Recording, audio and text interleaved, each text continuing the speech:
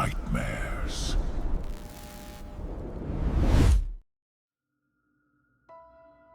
The morning started quiet, too quiet for a weekday. I was halfway through cleaning the coffee maker when the emergency alert cut into the radio feed. The voice on the broadcast didn't sound like the usual calm public safety operator. It was rushed, uneven, and halfway through the message, I could hear people shouting in the background. He said there were confirmed cases of violent neurological collapse in the Lakefield region, and that residents should stay indoors, avoid anyone acting erratically, and await further instructions. Then the transmission ended mid-sentence. I waited for the next cycle, but it didn't repeat, only static. At first, I thought it might have been a test or some isolated riot downtown. But when I looked out through the kitchen blinds, the street had that strange stillness that happens when everyone's watching the same thing. Cars sat in driveways. A few neighbors stood outside in their robes, holding phones in the air, checking for service. Ellen Vasquez from across the street called out to me, asking if my power was flickering. I told her I hadn't noticed. She laughed it off and said her husband was rebooting the router again. It was almost normal for a second. Then, a sedan came down the road too fast, clipped a parked SUV, and kept going until it slammed into a tree.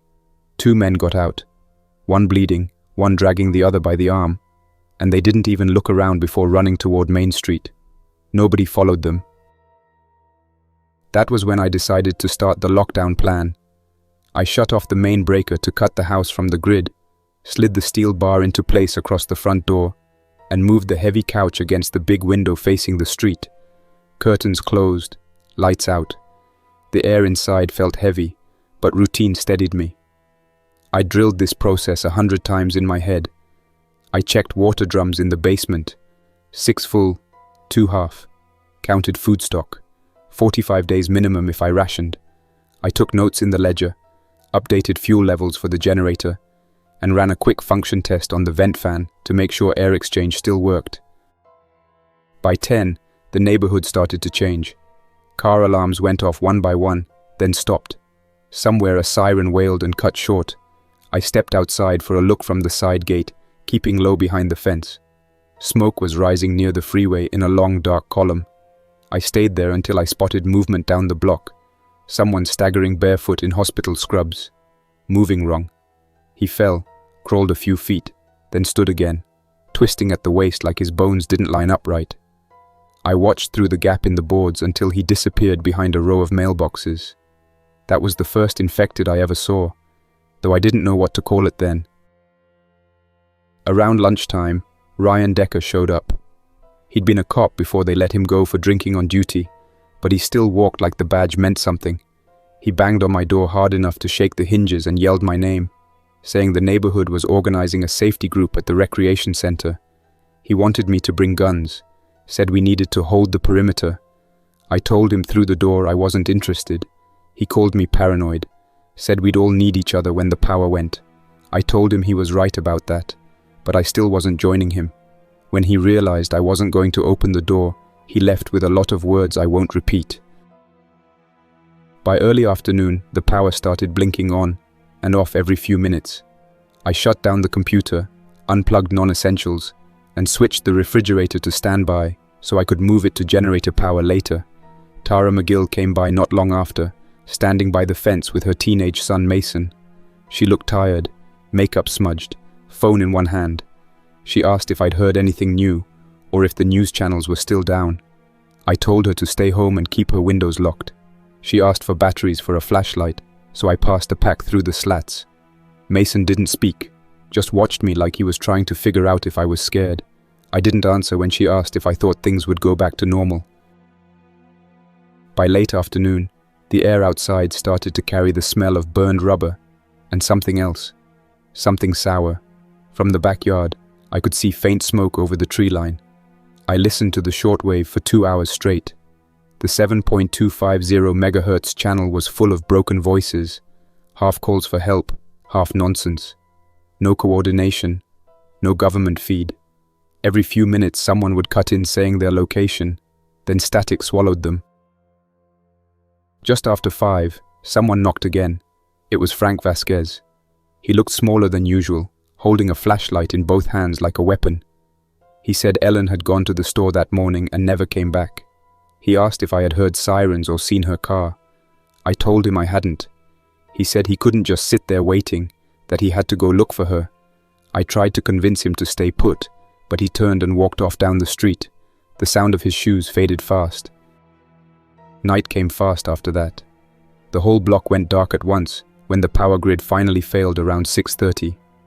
Every house vanished into blackness except for the occasional flashlight beam through a curtain. I switched on the red emergency light in the hallway to keep the interior hidden and sat by the window for a long time, listening. Somewhere down the street, someone screamed, long and sharp. Then nothing. The silence afterward felt heavier than the noise. A little before 8, a car rolled by with its headlights off. It moved slow, engine sputtering, tires crunching over gravel. It stopped outside Ryan's place. I couldn't see much, only shadows, but I heard a door open, then muffled voices, then one single gunshot. The engine revved and faded down the hill. After that, the street stayed quiet. The smell got worse once the wind shifted. I closed every vent I could reach, moved down into the basement, and ran the small fan to push air through the carbon filter. Around 9, I started hearing footsteps outside. Not running, dragging.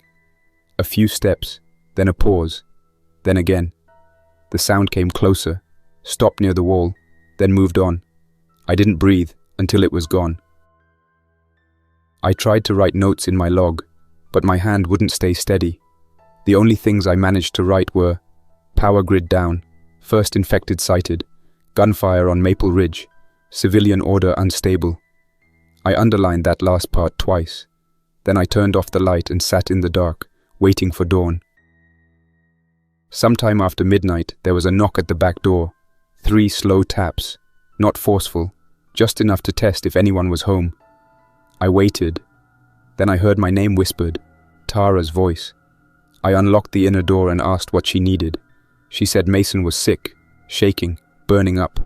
Her voice cracked when she said he'd been bitten. I told her to stay where she was and turned on the outside light. She stood alone, blanket wrapped around her shoulders, eyes red from crying. She didn't look hurt. I let her in through the mudroom, but told her to stay away from the main floor until I checked the boy. Mason was lying on a blanket in the back seat of her car. The bite was on his arm, deep, swollen, edges turning grey. He didn't respond when she spoke. She kept saying he'd be fine, that it was just an animal, maybe a stray dog. I didn't correct her. I told her to wait in the garage while I figured out what to do.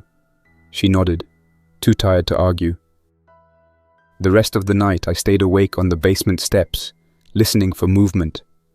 At one point, I heard a generator start a few streets over, loud, running clean for a minute, then cutting off fast. Right after, the sound of yelling, followed by silence. When daylight finally came, I stepped outside. The sky had a dull, overcast glow, the kind before rain. Cars were scattered across the street, some with doors hanging open, some idling empty until they ran dry. No movement anywhere. I checked on Tara.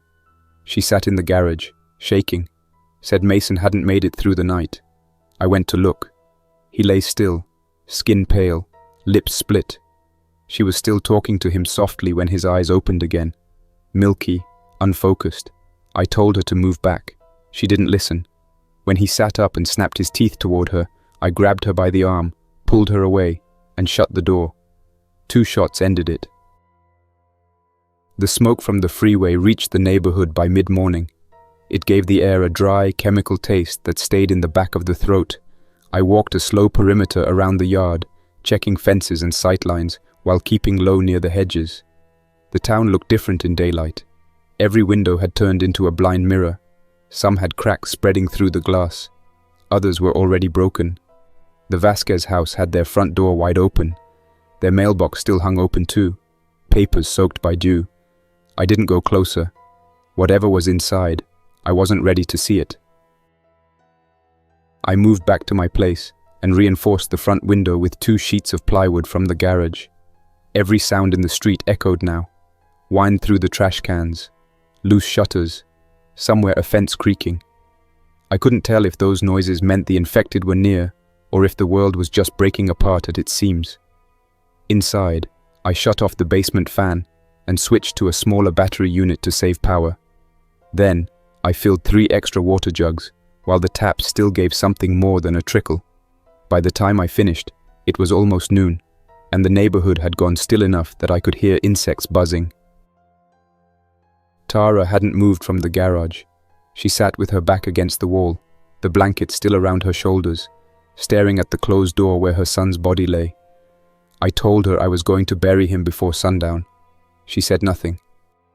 I built the grave in the corner of the backyard near the shed, digging into hard soil with the short spade I kept for emergencies. The ground was packed tight from drought and gravel, so it took nearly an hour to get deep enough. I wrapped the body in an old tarp from the basement, tied it off with paracord, and carried it outside on a dolly so she wouldn't have to see. When I came back, she was gone. I found her 20 minutes later walking down the road toward the intersection, barefoot, still in the same blanket. I followed and caught up near the stop sign. She turned when I called her name, eyes glassy, no tears left. She said she couldn't stay in that house another minute, that every sound made her think Mason was still alive. I told her the roads weren't safe. She said nothing was. She started walking again. I let her go halfway down the hill before she disappeared behind a line of burned cars. I didn't follow. By evening, the air felt heavier, like the sky was holding its breath. I sealed the windows with extra duct tape, shut off the exterior lights, and ate cold canned beans by the dim glow of a headlamp. Outside, the streets were quiet except for one distant scream that lasted just long enough to sound human. I stayed awake until dawn again, writing short notes in my log about supply use and sightings. No one else came down the street that night. Day 3 began with a strange calm. The storm that had threatened all day finally broke just after sunrise. Rain came in thick sheets, flattening the smoke into a grey fog that hung between the houses. I opened one window a crack to let the humidity in, and stood there for a while, watching the water run down the driveway in small rivers, carrying bits of trash and leaves. The smell of burned plastic faded for the first time in 2 days, replaced by wet earth and something faintly metallic. The infected didn't move much in the rain, or maybe they just couldn't be heard over it. I spent that day cleaning weapons and organizing the basement. The steady rhythm of maintenance helped. I had 4 rifles cleaned, 2 handguns loaded, and 1 12-gauge set beside the back door. Ammunition was limited, so every round mattered. I went over my food supply again, splitting everything into daily rations. 1 meal in the morning, 1 at night. 42 days if I didn't waste. That gave me time to wait, observe, and decide whether to stay or head for the interstate. Around mid-afternoon, I caught sight of movement through the side window. 2 figures were moving slowly between the mailboxes. They weren't stumbling. They were searching. One had a shovel, the other a crowbar. When they reached Ryan's house, they kicked in the door and disappeared inside. For a long time, nothing moved. Then I heard shots. 3 quick, then a pause, then one final. The 2 came out carrying a duffel bag between them, ran to a pickup and drove off toward the main road. Looters, not infected. That was the first time it hit me that the real danger wasn't only the dead. That night, I caught the first organized broadcast since this started. The voice on the shortwave was calm, male, possibly military. He said a quarantine perimeter had been established 15 miles west near Highway 8, and that evacuation centers were full. He warned civilians to avoid approaching barricades without authorization. The message repeated every 10 minutes. No local details. No mention of Lakefield. It was the first proof that something resembling a command still existed. But 15 miles might as well have been another planet with the way the roads looked. Day 4 began with gunfire again, closer than before. I went to the attic window for a view and saw smoke rising from 2 blocks over. A cluster of vehicles was blocking the main road, 3 sedans and a van turned sideways.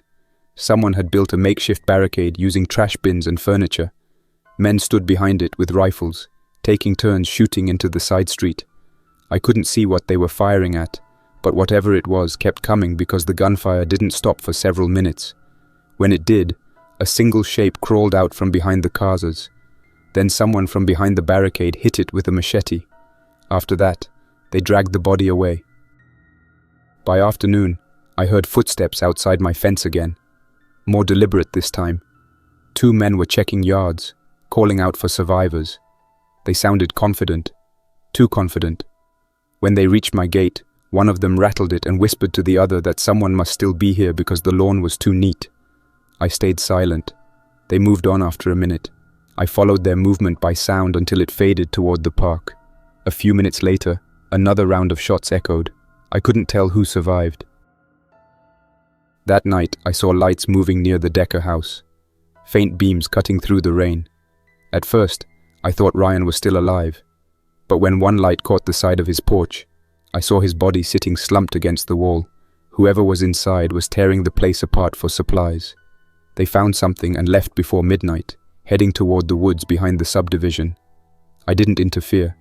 The sound of boots and hushed voices carried a kind of rhythm that told me these weren't scared civilians anymore. These were the ones adapting faster than the rest. On the 5th day, I woke to the sound of engines. Multiple vehicles, heavy, maybe trucks. I climbed to the attic again and watched a convoy of 6 vehicles roll down the main avenue. They had a mounted light on one truck and men in mismatched tactical vests riding in the beds. They weren't soldiers. The way they moved was loose, uncoordinated, but they had discipline enough to stop at intersections and check for movement. I stayed still behind the vent slats until they passed. Later I saw smoke again near the grocery plaza, probably where they were refueling or burning something they couldn't carry. After they left, I went through my house and blocked every ground-level window with more plywood and scrap metal. I used lag bolts and an impact driver until my arms hurt. When I finished, the house felt smaller, darker, but safe enough to buy time. I sat by the kitchen table and wrote a new entry in my notebook. No rescue incoming. Establish self-sustainment. Avoid contact. I read that line twice before closing the book. Late that evening, a storm hit again. The thunder rolled across the valley, masking every other sound. I used the noise to make a supply run to the Vasquez house. Inside, it looked ransacked but not destroyed. The dining table was overturned. A broken photo frame on the floor. Frank and Ellen were gone. I found 2 unopened cans of soup and a box of matches, but nothing else worth taking. In the bedroom, the window had been broken outward, not inward. I didn't look too closely. I just took what I could and left before lightning gave away my silhouette. When I got back, the rain had slowed to a drizzle. I sat in the living room with the lights off and ate straight from one of the cans. It was the first warm food I'd had since the grid died. Outside, somewhere down the street, something metallic clanged. Not the wind. Too steady. I lifted the rifle, checked the chamber, and waited near the back door. A minute later, a silhouette moved past the side gate. I caught the faint reflection of eyes for a second. Human, not infected.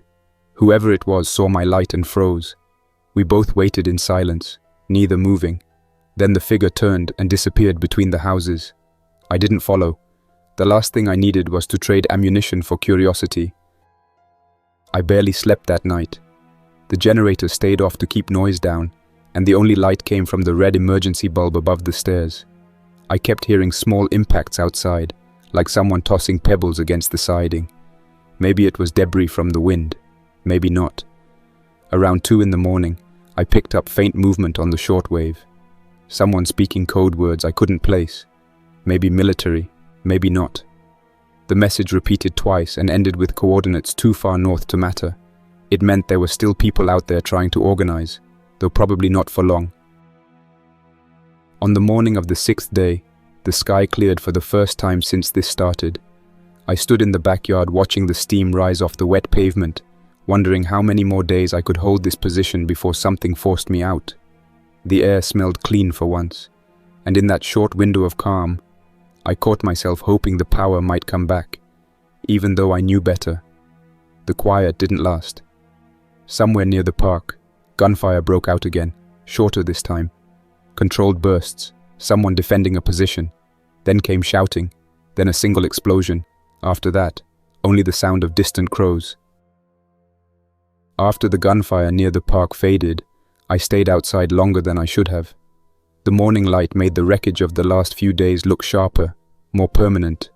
Cars that once lined the street for work commutes were now angled across lawns and curbs.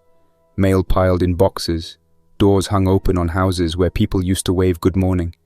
It felt like Lakefield had turned into a museum overnight, frozen mid-collapse. I didn't hear any more engines or human voices that morning. Only the wind carried down the main road, moving a loose street sign that clanked every few seconds. That small sound was enough to make me keep my rifle ready, even when nothing stirred for an hour. I spent most of that day fortifying the garage. The side door was hollow core, useless against anything determined, so I replaced it with a steel panel from a dismantled shelving unit and bolted it to the frame.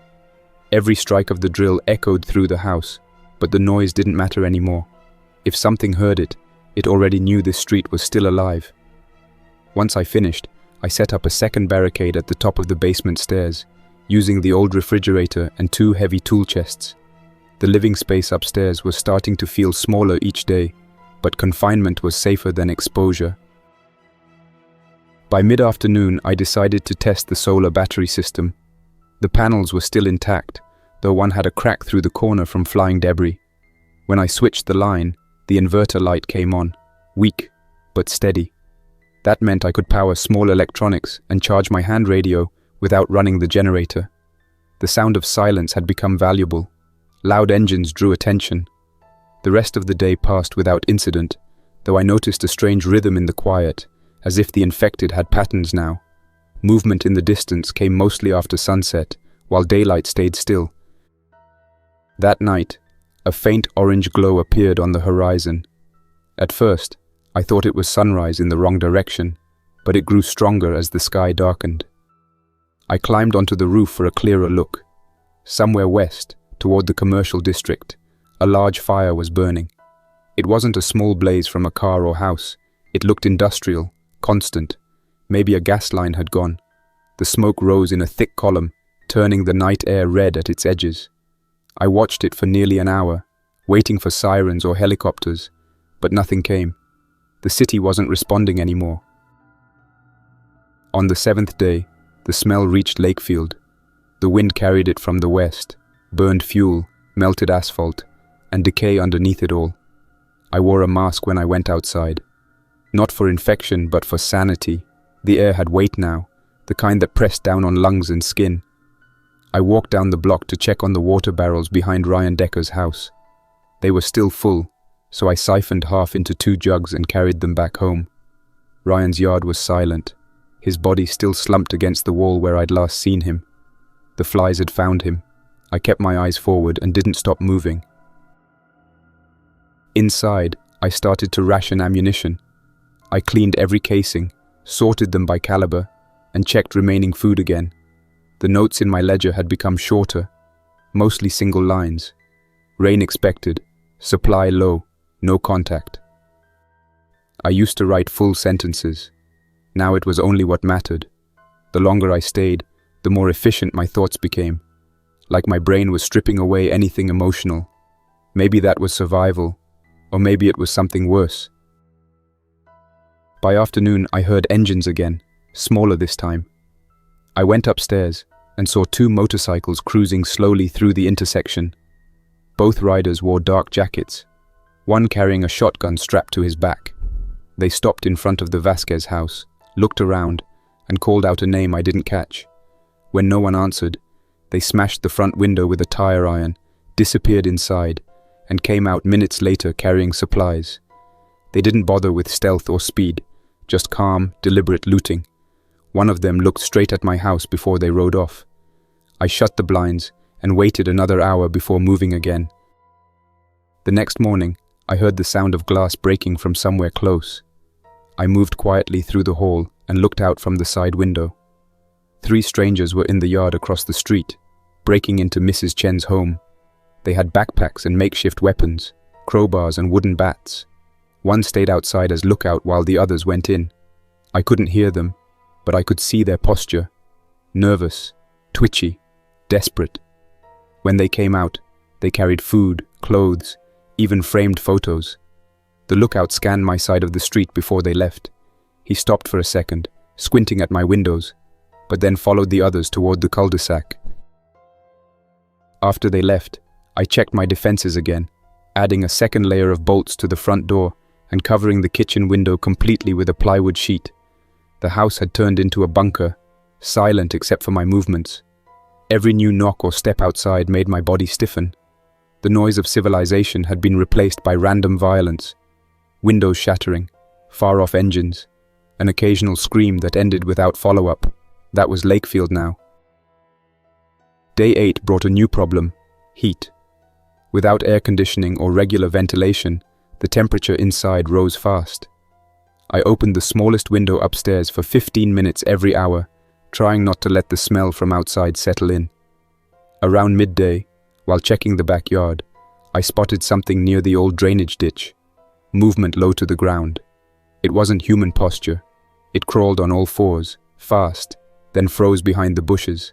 I watched for several minutes but saw nothing more. Later, when I went to refill the rain barrels, I found claw marks on the fence boards, deep and uneven. They weren't from animals I knew. That night, the power grid flickered back for almost 20 minutes. I saw a few distant houses light up, maybe automatic systems kicking in. It was long enough to see the shape of what the neighborhood had become. Driveways littered with debris, blackened windows, half-collapsed fences.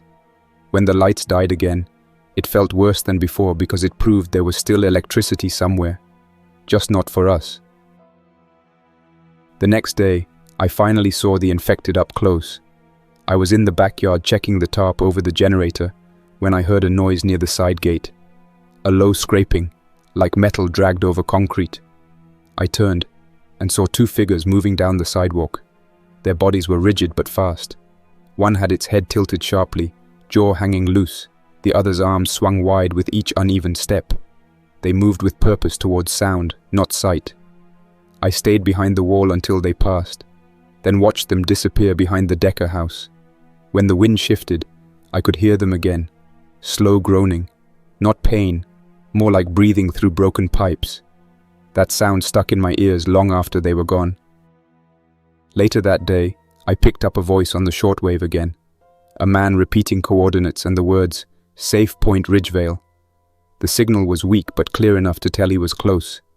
Ridgevale was 12 miles east near the hills. If it was real, it meant someone had built a defense line. I wrote the coordinates down but didn't decide yet. Leaving now would mean crossing several open areas, and the truck hadn't been tested since the grid went out. I needed to plan for that properly. Day 10 started before sunrise. The neighborhood was quiet, unnaturally so. I had just finished checking the perimeter when I saw a glow near the Vasquez house again, this time from inside. Someone had started a fire, maybe by accident while looting, maybe on purpose to clear infection. The flames caught the curtains fast, spreading to the roof before I could even think about intervening. The dry wind pushed sparks toward the next house, and within minutes, the whole row was burning. The sound was violent, crackling wood, collapsing walls, the faint hiss of heated metal. I stayed in the yard with a wet towel around my face, ready to defend against anyone trying to cross the fence to escape the heat.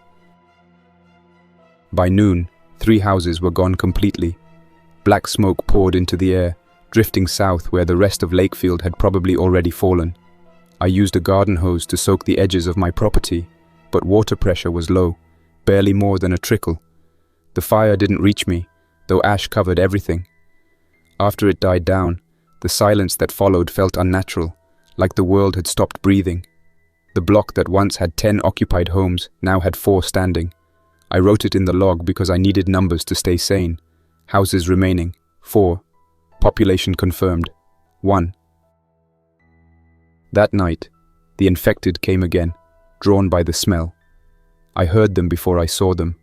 Wet footsteps through the ash, low groans echoing through the smoke. They moved through the wreckage, stepping over debris, sniffing at burned wood.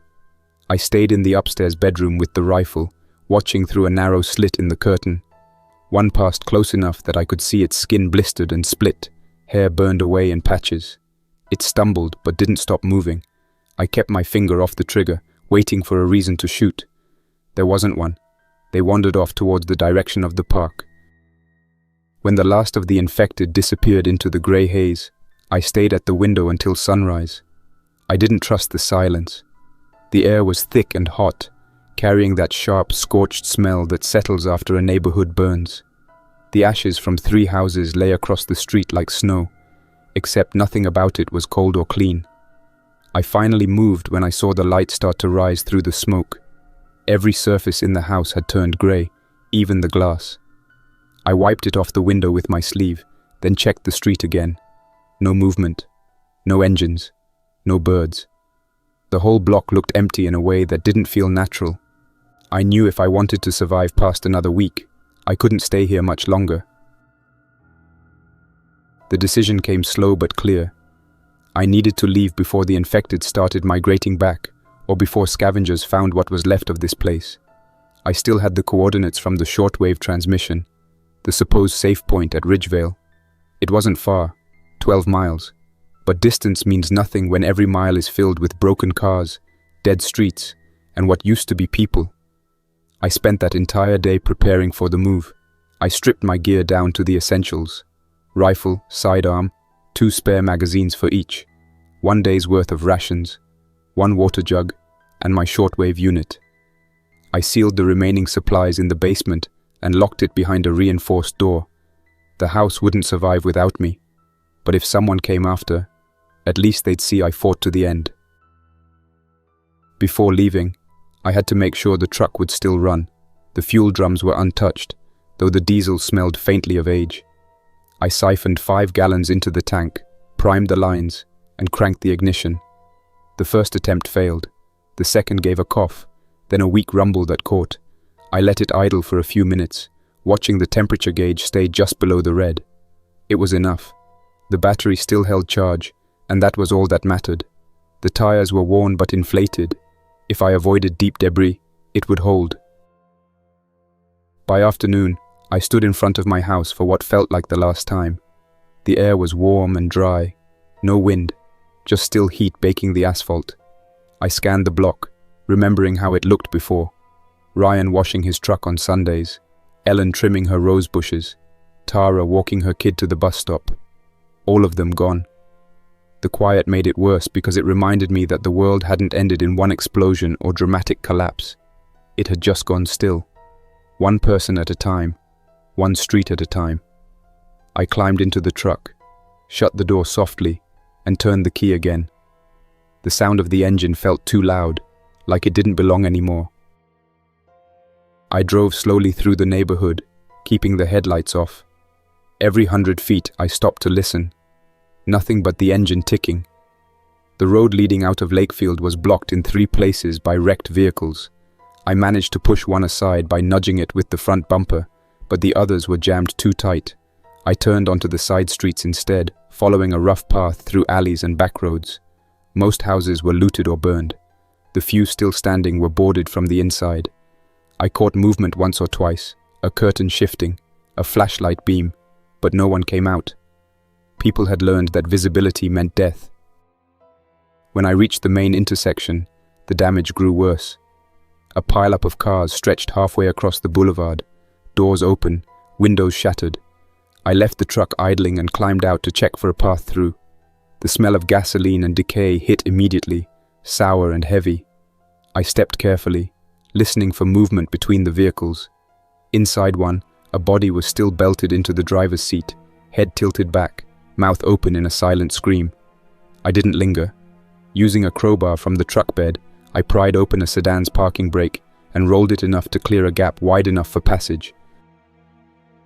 The first real danger came 10 minutes later. I was halfway through the industrial district when I heard the echo of engines again. 2 vehicles, heavy, moving fast. I turned off into a loading dock and killed the engine. Through a cracked wall, I saw them pass. A pickup and a military-style Humvee without markings. Both had men standing in the beds with rifles. Not soldiers. No formation. No coordination. They slowed near an intersection, checked a map, and turned south toward the river. When they were gone, I waited another 15 minutes before moving. I'd seen what groups like that did in other towns before communications died. Survival didn't mean joining anyone, it meant staying invisible. Around dusk, I found a warehouse with its loading bay intact.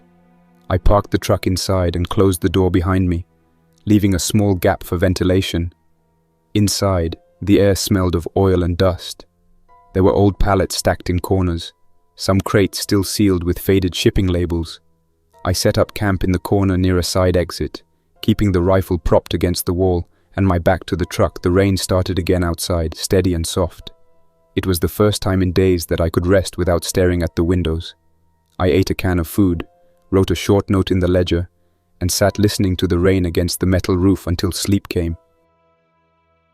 The next morning, I woke to light filtering through a crack in the wall. Everything was quiet. I checked the truck, still there, still untouched. Before leaving, I scouted the perimeter.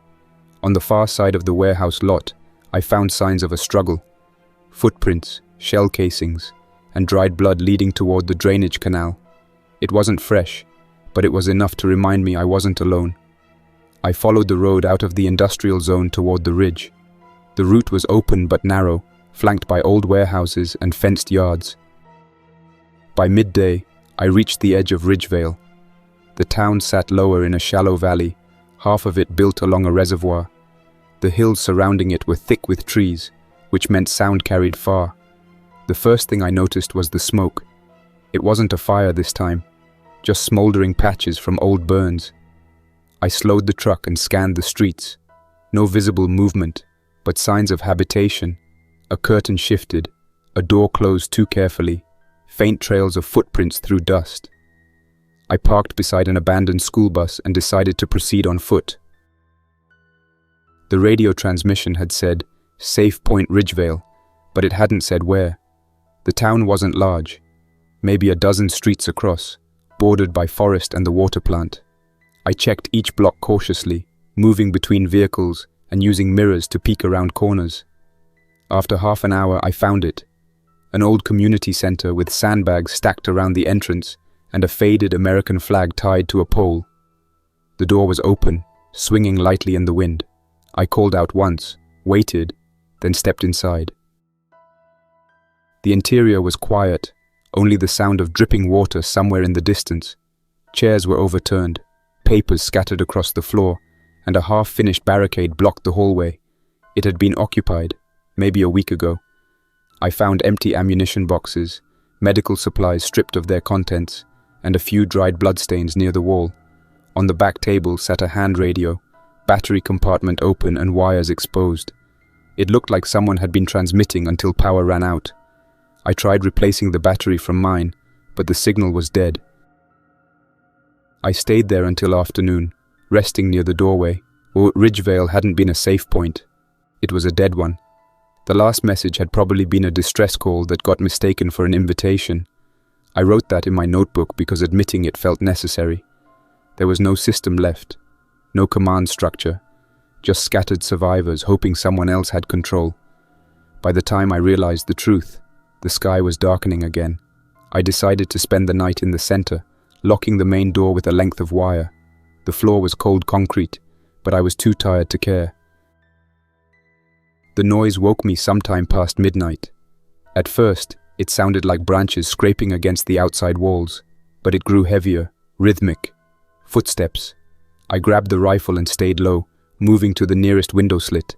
Shadows passed across the parking lot. 3 figures, walking fast, heads twitching in the dark. They weren't coordinated enough to be human. The infected had followed something here. Maybe my truck engine. Maybe the residual scent of old blood. I stayed completely still while they circled the building. One pressed against the door, sniffing, then shuffled away. They left as quietly as they came. I didn't move until the faint grey light of morning returned. When dawn came, I took what supplies I could and moved north toward the reservoir. The road curved along the water, its surface covered in mist. The silence there felt deeper than anywhere else. At one point, I spotted a figure standing near the shoreline. A person, still, facing the water. I called out softly, but got no answer. When I took a step closer, it turned, and I saw its face was half decayed, jaw hanging by tissue. I fired once, not for survival but to erase what was left of that image. The sound carried across the lake, echoing back like a delayed response.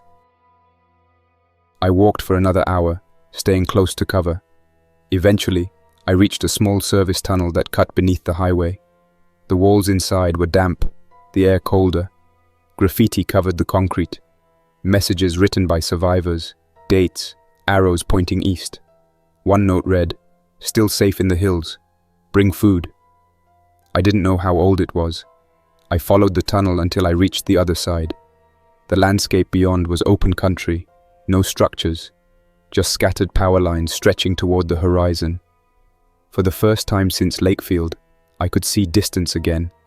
It didn't feel like hope, just space to move without walls closing in. By the 20th day, I had set up camp in a small maintenance cabin off the main road. The place was barely larger than a shed, but it had a lockable door and enough room to sleep. My truck sat hidden under camouflage netting nearby, fuel reserves almost empty. Every night I watched the highway from a hilltop, hoping to see signs of organized travel, convoys, aircraft, even flares. But the sky remained dark. The only lights I ever saw were wildfires burning far away. My food stores dropped to 10 days' worth, water slightly more. The infected rarely came this far out, though sometimes I heard them at night. One or two, wandering without direction, too far gone to hunt. The nights in that cabin felt longer than any before. When darkness came, it was complete. No street lamps, no city glow, just the outline of the hills against a dim sky. The air stayed cold even when the days warmed, and the silence pressed in so tightly that I could hear every creak in the wooden frame. It wasn't comfort, it was containment. I kept the rifle beside the cot, always loaded, the safety half worn from constant checking. The first few days were steady. I rationed carefully, drank less than I wanted, and spoke only when testing the radio. I still believed there might be someone left worth hearing, even if logic said otherwise. By the 22nd day, the faint voice I'd picked up earlier had vanished completely. The frequency gave only static, sometimes a pulse of feedback when weather shifted. I started scanning every channel between 7 and 8 megahertz, then down through the civilian bands. Nothing, not even stray interference. The world had gone quiet again. I began recording the times of static bursts, trying to see if there was a pattern, maybe another signal I couldn't decode. But every attempt led to the same blank page. That was when I understood what isolation really meant. Not being alone, but having no one left to acknowledge that you existed at all. The cabin's air turned stale quickly. I opened the door once each morning to let fresh air in and to watch the tree line for movement. On most days, there was nothing, just the rustle of wind through tall grass and the occasional crow landing on the road. One morning I did see movement, a single figure walking along the opposite ridge, too far to see detail, but tall, upright, moving with purpose. I raised my scope to check, but the person was gone before I could focus. I kept watching for the rest of the day but saw nothing else. Whether it was survivor or infected, I couldn't tell, but the idea of another living human stirred something I'd tried to bury. That night, I lit one of the last candles and sat writing in the notebook. I tried to list everything I'd learned since the first day. The infection spread faster than any known disease. It burned through cities before containment began. The infected didn't rot the way corpses should. Some slowed with time, but most kept moving until something destroyed them. Their behavior changed depending on noise, smell, and possibly temperature. Fire drew them, sound held them, light confused them. I filled 2 pages before realizing none of it mattered anymore. Science needed labs and people. All I had were guesses written in pencil. On the 24th day, I decided to move again. My fuel reserves were down to 2 gallons, barely enough to reach the next town, if it even existed anymore. I packed light. 1 backpack, 1 rifle, 1 spare mag, food for 2 days. Before leaving, I carved a message into the cabin door. Supplies gone, headed east. No infection. If anyone ever found it, I wanted them to know the place was clean. I uncovered the truck, checked the oil, and started the engine. The noise felt strange after so many days of stillness, like breaking some unspoken rule. I followed the main road east for nearly 6 miles before realizing how wrong the map had become. The asphalt was torn in sections where roots had pushed through, and parts of the shoulder had collapsed into shallow sinkholes. Every few hundred yards, I passed burned-out vehicles, some military, some civilian. I stopped once to check a supply truck, but the interior had been gutted long ago. The air smelled of rust and mildew. Near the 7th mile, the road split toward a familiar direction, the route back to Lakefield. I hadn't planned to return, but the thought hit me hard. I'd left supplies behind there, fuel, water, and most of my tools. If I could make it back quietly, I might have enough to move south where the climate was milder. I turned the truck toward the old road and drove until the engine began to sputter. By the time I reached the outskirts of Lakefield, the last fuel line was running dry. I coasted down the final hill and rolled to a stop behind a cluster of abandoned cars near the old gas station. The town looked worse than when I'd left. The fire had spread beyond the houses I'd seen burning. Whole sections of the subdivision were flattened. Blackened trees leaned over the road like skeletal frames. I killed the ignition and let the silence swallow everything. Not even insects made sound. Moving through the town on foot felt like walking through memory stripped bare. Every landmark I remembered was gone. The grocery store reduced to steel beams, the pharmacy a hollow shell. The air had that same baked stench from weeks ago, mixed now with a wet, sour smell from stagnant rainwater. I kept my rifle raised, scanning intersections before crossing.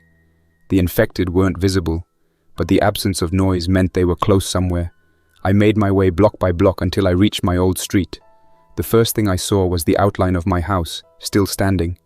The outer fence had collapsed, but the structure itself remained intact. Inside, the air was stale and dry. The barricades were untouched. My handwriting still covered the notes on the walls near the basement door, reminders of supply counts, fuel levels, and radio frequencies. Everything was exactly as I had left it. The smell of dust mixed with faint smoke lingered in the air. I opened the basement hatch and found the storage untouched. Cans of food, sealed water barrels, boxes of ammunition. It was enough to extend survival for months if I could hold the position. That realization didn't feel like victory. It felt like the same loop I'd been trapped in since the first day. I wasn't winning. I was just delaying the inevitable. While checking the generator lines, I heard a faint thud outside. Then another. Footsteps. I turned off my headlamp and waited in the dark. The sound grew louder, moving past the house. Slow, deliberate. Not dragging like the infected. Someone alive. I went to the side window and looked out through the narrow slit between boards. 2 figures were walking up the street, one carrying a lantern.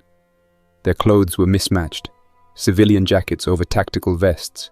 They stopped near Ryan Decker's burned-out truck and started talking quietly. I couldn't hear words, but the tone was steady. They weren't panicking. I waited until they moved farther down before relaxing my grip on the rifle.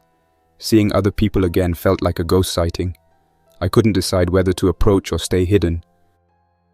I spent the rest of the night upstairs, listening for any return. They didn't come back, but I found fresh boot prints in the ash the next morning. I followed them halfway down the street before losing the trail near the park. The grass there had overgrown, hiding anything that moved through. It wasn't until I heard a low growl from behind the jungle gym that I realized I wasn't alone. 2 infected crawled out from beneath the slide, both burned and missing chunks of skin. They were slower now, moving as if their limbs resisted every step. I fired twice. The shots echoed across the neighborhood. Too loud. Every time I fired, it felt like announcing my position to the whole town. I knew I couldn't stay long. I spent the next 3 days gathering supplies and refueling the truck using what remained in the basement drums. I worked only in daylight, locking myself inside by sundown. During those days, I began hearing new sounds. Distant engines, maybe generators. Once, I caught sight of smoke rising far east, too organized to be a wildfire. That meant people. Maybe the same group I'd seen before. Maybe something new. The temptation to investigate grew stronger each day. but the risk stayed higher than the reward. I'd learned not to chase illusions of safety. Still, staying alone in a dying house was its own kind of suicide. On the 29th day, the wind shifted, bringing the smell of rain again. I sat in the truck with the map unfolded on the steering wheel, tracing roads I hadn't traveled yet. South led to wide farmland and flat country where I would be exposed from every angle. East climbed into the mountains, cold but full of natural cover and fewer bodies. I made the decision without talking it out loud. Talking felt pointless now. The next sunrise would mark my departure. I packed the supplies, sealed the basement once more, and left a note taped to the inside of the door. If anyone finds this, Lakefield is lost. Supplies buried behind the shed. Trust no one. Move east. There was nothing left to clean or secure. The house had served its purpose. I didn't want to look at it again. I spent the rest of the day preparing the truck. The tarp covering the hood was stiff from ash, and the engine smelled of heat even before I turned it on. I checked the oil and topped it with the last half bottle I had. The tires were still holding air, though the front right looked soft. I filled it with a hand pump until it felt stable enough to drive. The toolbox in the back had shifted during the last move, so I strapped it down and added a length of chain and 2 tow hooks. I didn't know if I would need them, but tools had saved me before. I kept thinking of the drone of engines from weeks earlier, the sound of scavenger caravans rolling through towns. If I ran into one, the chain might help, or it might do nothing. At least I would be prepared. The sky darkened fast that afternoon. Heavy clouds crawled in from the west, thick and low, the kind that brought storms strong enough to rip off siding.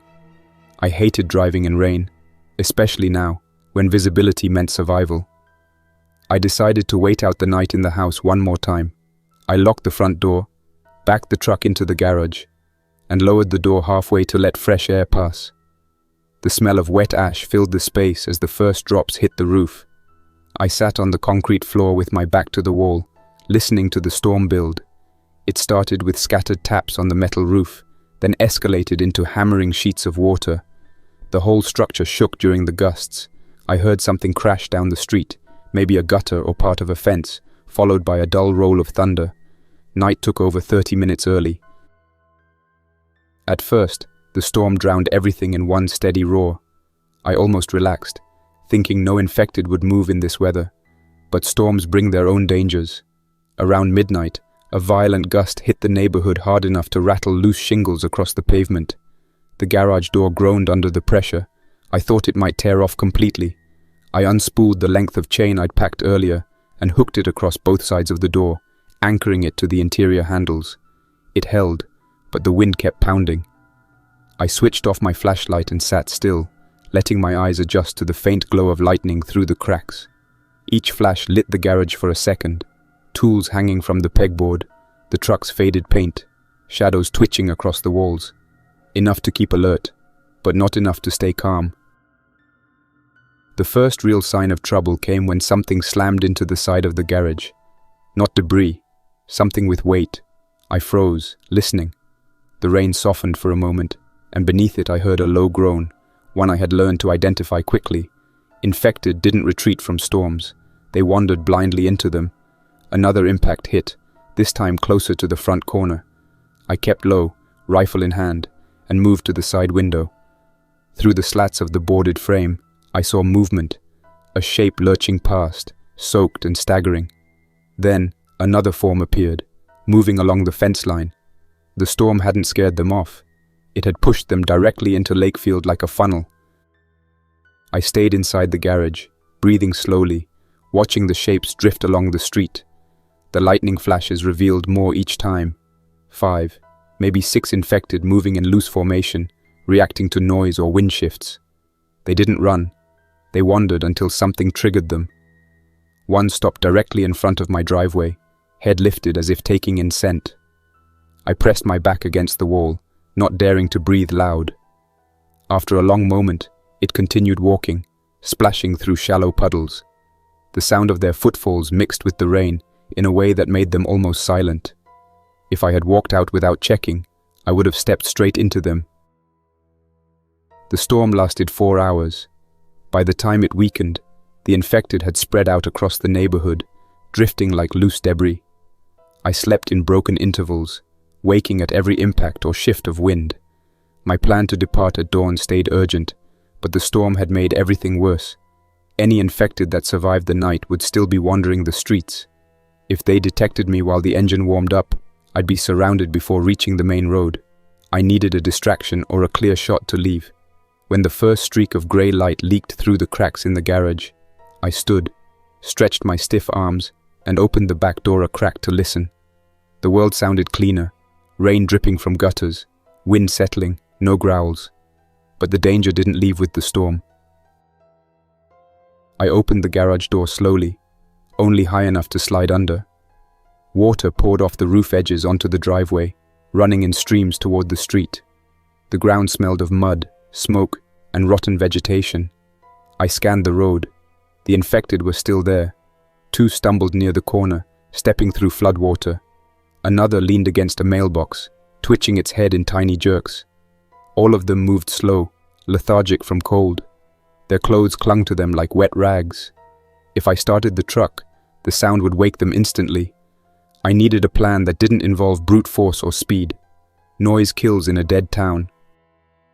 I spent the next hour watching patterns. The infected walked predictable routes when deprived of sound or scent. They looped around objects, leaned against fences, drifted toward any movement caused by wind. One fell into a puddle and didn't get back up, and after 3 loops, I realized I could slip the truck out during a 10-second window when all of them naturally drifted behind obstructions. It wasn't guaranteed, but it was the best chance I had. I returned to the driver's seat and waited until the shapes moved into positions matching what I had tracked. When the moment came, I turned the ignition as quietly as possible. The engine coughed once, then caught, quieter than expected. I pulled out slowly, not daring to accelerate. Even moving under 5 miles per hour, the truck made enough vibration to draw attention. One infected jerked its head toward me, then began moving faster. I shifted up the street, keeping distance. Another spotted the movement and followed. Soon 2 more drifted into pursuit. None of them ran, but their determination didn't waver. I kept rolling until I reached the intersection that led out of the subdivision. That road was muddy, filled with broken branches and scattered debris. I pushed forward, willing the tires to grip. The infected didn't stop following until I turned the corner and their line of sight broke. I didn't look back on. By the time I reached Lakefield's town limit, the storm clouds had thinned into mist. The sun came out for the first time in weeks, turning the wet pavement into a reflective glare that forced me to squint constantly. I hated the sunlight. It made everything too visible, including me. But the open sky made travel possible. I followed the cracked highway toward the foothills, planning to find a forest road that would take me deeper into the mountains. If infected wandered that far, they'd spread out in the open terrain instead of clustering. About 4 miles outside town, I saw smoke rising again, this time from a small service station surrounded by delivery trucks. I slowed until I could see the source. A pickup truck had crashed into one of the pumps, setting the area ablaze. 3 bodies lay near the curb, 2 face down, 1 partially curled against the wall. I didn't get out. I didn't need to. The smell rolling off that place proved it wasn't recent. I kept driving until the smoke disappeared from view. Survival meant ignoring scenes like that, even when they begged for answers. Curiosity only got people killed. Around midday, the truck sputtered once. I checked the gauge, almost empty again. The distance I'd traveled had drained more fuel than expected, probably because the tires spun in mud earlier. I needed to conserve what little remained. I drove until I found a small pull-off area near an access road and parked beneath a cluster of dense pine trees. The needles muffled sound and gave some concealment from the road. I shut off the engine and stepped out to stretch my legs. My muscles ached from tension, and my shoulders felt rigid from days of carrying gear. I walked 20 yards into the trees and listened. No infected, no engines, only distant water runoff from the hills. The forest air carried the damp smell of moss and old bark. It calmed me enough to think. I could travel east on foot, but that meant abandoning the truck and most of my supplies. If I continued searching for fuel, I'd risk running into scavenger groups, which carried the same danger as infected. I returned to the truck and pulled out the map again. A dotted service road led toward a ranger station 3 miles uphill. If the place was intact, it might still have a fuel depot or at least a running water source. 3 miles wasn't far.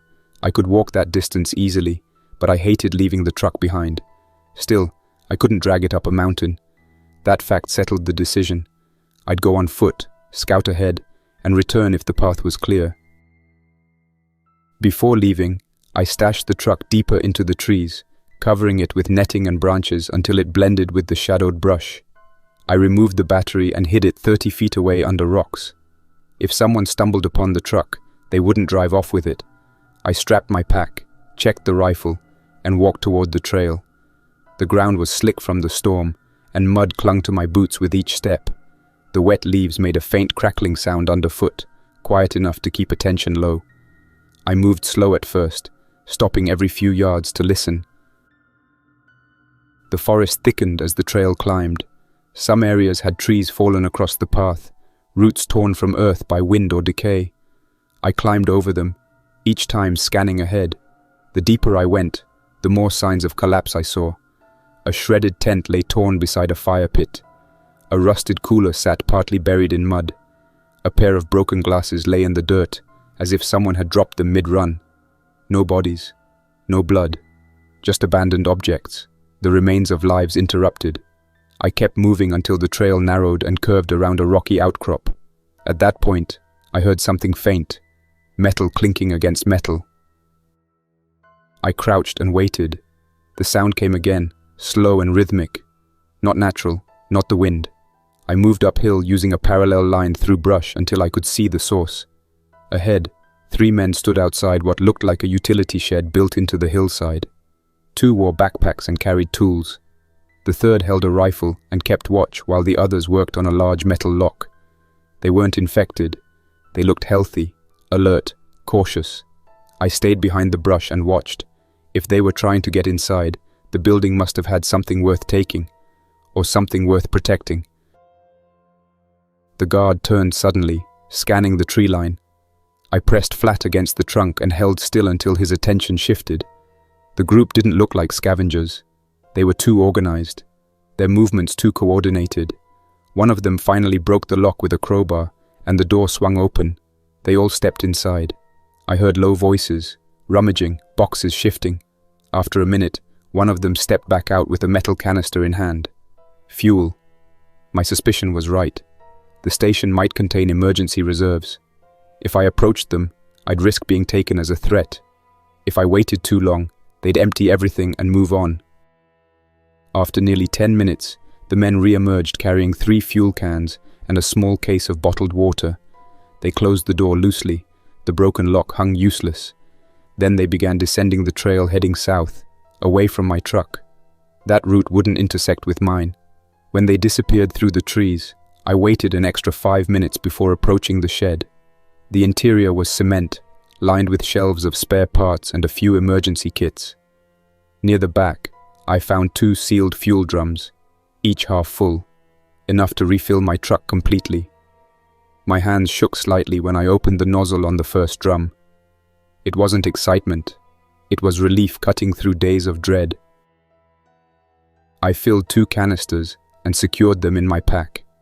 It made the load heavier, but manageable.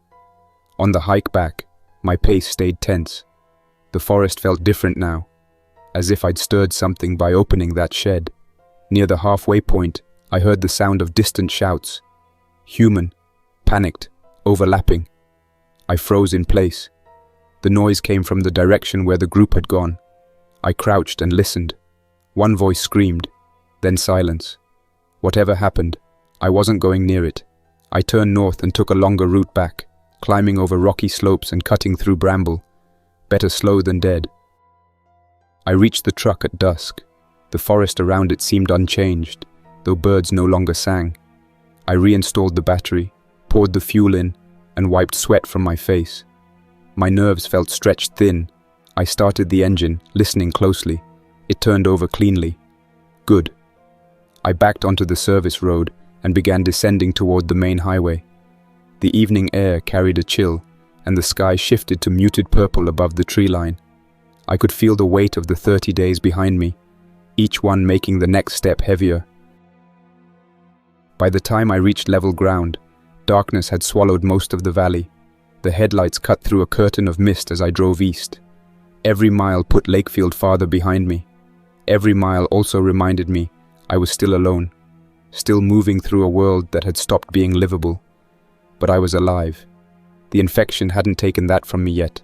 My food was low, my trust non-existent, but the road kept unfolding ahead. Survival had turned from strategy into instinct, and instinct wouldn't let me stop. I drove until the road turned to dirt and the trees rose higher on both sides. The engine made a steady hum, comforting in its consistency. Somewhere deep in the mountains, maybe beyond the next ridge, maybe beyond 10, someone else might have built a camp or held a signal fire or patched together a working radio tower. The thought wasn't hope, it was possibility, enough to keep steering the truck east deeper into the dark, where the infection didn't echo as loudly and the world felt slightly less broken. On the 30th day, as dawn pushed faint light across the ridge, I finally stopped the truck and stepped out onto the cold dirt. I stood there for several minutes, breathing air that tasted clean for the first time in weeks.